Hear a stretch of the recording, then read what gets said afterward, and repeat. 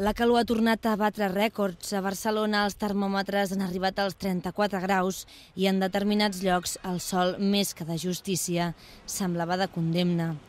La Torre de les Aigües, al centre de l'Eixample, ha servit de refugi per als que no podien estar-se a casa. Remullades a la dutxa, jocs a l'aigua i al costat de les tovalloles, molta aigua.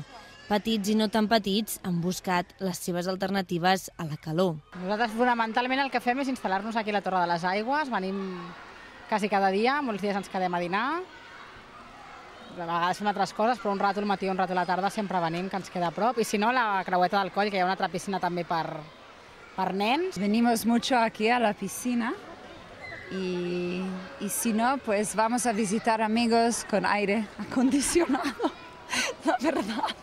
El Departament de Salut ha activat la fase 2 de prevenció.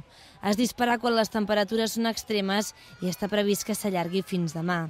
Durant aquests dies s'intensifica l'atenció telefònica i assistencial, sobretot a les persones grans. El que estem fent és reforçar tota la informació de quines són les precaucions que ha de tenir la gent i també reforçar el que és el seguiment de persones fràgils, tant des dels serveis sanitaris i assistencials com a les residències geriàtriques. Les persones de més de 75 anys són les de més risc, ja que les fortes temperatures poden agreujar altres mals.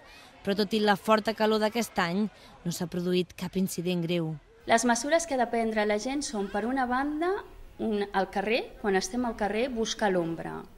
Evitar sortir a les hores de més calor, especialment si hem de fer una activitat física intensa. Per als que no tenien més remei que passejar-se pel centre, les fonts, l'aigua embotellada i algun barret han estat l'únic respir.